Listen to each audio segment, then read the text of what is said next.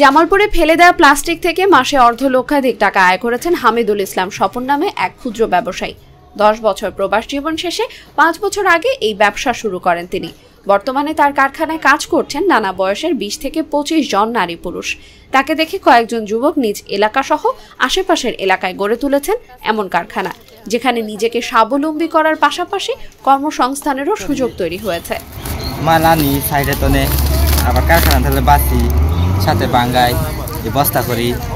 2018 সালে হামিদুল ইসলাম এই ব্যবসা শুরু করেন। প্রথমে 1.5 লাখ টাকা দিয়ে চায়নার তৈরি প্লাস্টিকের বোতল স্ক্র্যাপ করা মেশিন কেনেন।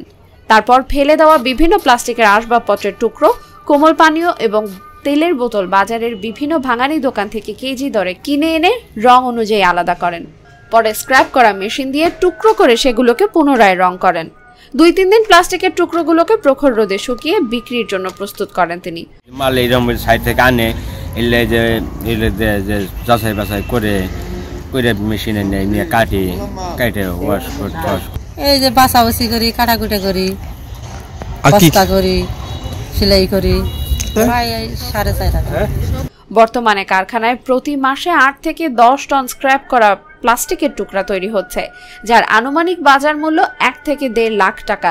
সব খরচ বাদে তার মাসিক আয় হচ্ছে অর্ধলক্ষাধিক টাকা। আসলে এটা আমি এক জায়গায় দেখছি যে এরকম প্লাস্টিক রিসাইক্লিং হয়, ওটার থেকে দেখে আমি মোটামুটি উদ্বুদ্ধ হয়েছি যে আসলে এটা পরিবেশ সম্মত, পরিবেশের উপকার করে এমন কিছু চিন্তা ভাবনা আমার আসছিল যে প্লাস্টিকগুলো পচনশীল, এটা আসলে পচে না, মাটিতে খায় না।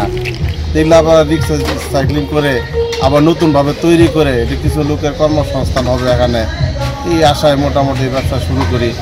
ইনশাল্লাহ আবার অনেকগুলো মহিলা বা আমরা যারা কর্মজীবী আছে এটার উপরে অনেকের চলতেছে, টাকা উপার্জন চলতেছে, আপনার সংসার চলতেছে। মোটামুটি এইভাবে আর কি এই ব্যবসা প্রতিষ্ঠানের সাথে আমি জড়িত হয়েছি। এগুলা আবার রিসাইক্লিং করে এগুলা আবার নতুন করে আবার এই পণ্যগুলো তৈরি হয়, এটা আবার দেশের জন্য সবাই এটা ব্যবহার করতে পারে, আমার দেশের উপার্জন হয়, আবার বিদেশে কিছু কিছু রপ্তানি হয়। এটা মোটামুটি আপনার বোতল থেকে এটা সুতা তৈরি হয়, সুতার থেকে কাপড়ও তৈরি হয়, বিভিন্ন ধরনের প্লাস্টিক সামগ্রীগুলোতে আবার নতুন করে তৈরি হয়।